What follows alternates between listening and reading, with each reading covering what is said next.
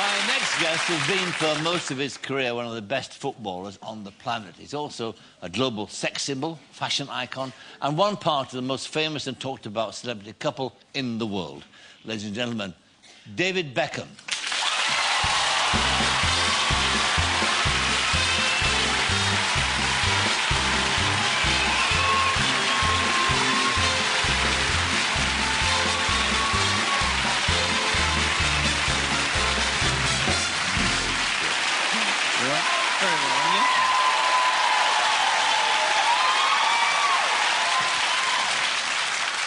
No, when I used to get a welcome like that, don't you, Billy? I mean, some people screaming and things like that. I thought I did. You did? When you walked on to me. That's how deaf you're getting. When I came on with that clip you did, I got that reception. In 1974. Yeah, that's right. Yeah. Those glasses on. Ignore them, David. David, we must talk about the game. It was awful, wasn't it?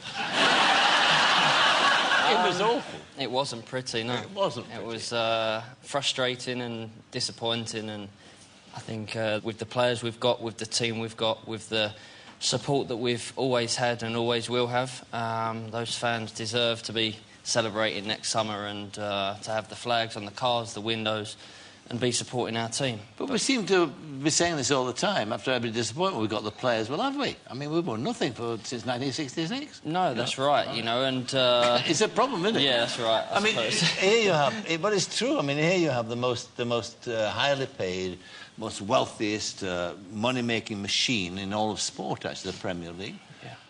And yet, you know, as I said, since 1966, we've won nothing. Yeah. I mean, it's quite extraordinary. How do you account for that? It is extraordinary, but football's changed a lot since 1966. You know, we had an amazing team that you know, won us the World Cup, and it's amazing that we haven't won it since, because, as you said, you know, the amount of money that is in football, the players that there is, and it's truly incredible. But it's what we work towards. It's not as if, you know, we go on the field and we think, you know, I can't wait to get off the pitch, go home to our big houses and nice cars. You know, once you're on that field, all that matters is winning. So money's got nothing to do with it, not a softer lifestyle. For me and the players that I've played with in my career, money's never had anything to do with playing football. Of course, people are going to say it's easy for you to say that because you've obviously got the money. But for me, you know, when I was a young kid growing up at Manchester United, I was lucky to have played under the best manager in football. And he was the one that controlled everything. And he was, you know, these days I think it's a lot easier for 16, 17-year-old, you know, footballers to earn a ridiculous amount of money. And not be controlled. And not be controlled. Like Ferguson did with you. But we was very lucky because he controlled us. You know, he was like, you'll earn your money, don't worry about that. Go and play for Manchester United. That's the biggest honour that you'll ever do. It's interesting you should say that, you know, because a while ago I was talking to Sven-Göran Eriksson, and it was just after he'd finished with England, and I said to him, you know, is there a difference between coaching young English players and young foreign players? And he said yes. And I said, what is it? He said attitude and intelligence. Mm-hmm. And he said that they're on the whole better educated and want to learn more about football than the foreigners are, than the average English player. Would you say that was true? Maybe. You know, I'm not a manager, so I can't really, you know, comment on that. But I think that having my academy that I have here in London and having the one in Los Angeles, you know, I get to work with some amazing kids. And the kids these days, you know, even at the 8 or 9-year-olds, you know, they'll ask you a question or you'll say, you know, is there anything you want to ask me? And one of the first things they ask you is, how much money do you earn?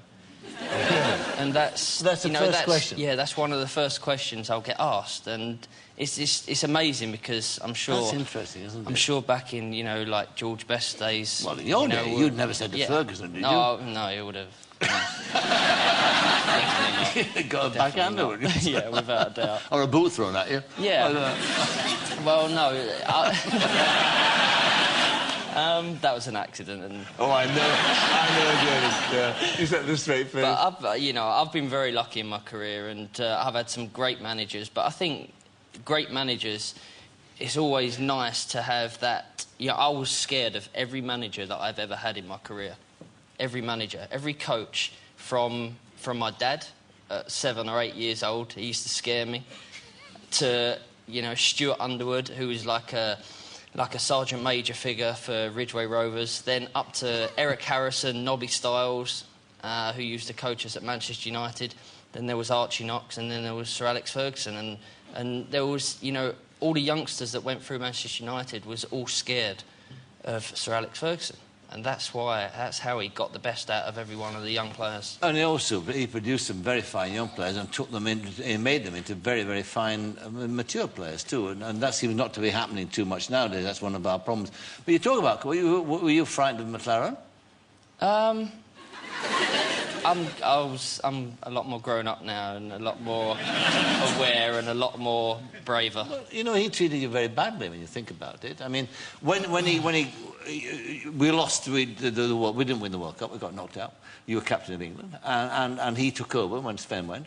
And it seemed to me they made a meal of actually announcing that he was going to sack you as a captain and you were no longer part of his plans. It seemed to me he spun that as being something that was it's a revolution under me. And then, of course, 9, 10 months later, you're back in the side again. You're the saviour of the team. Now, at that time, when you were dispossessed of the captaincy, what was your reaction?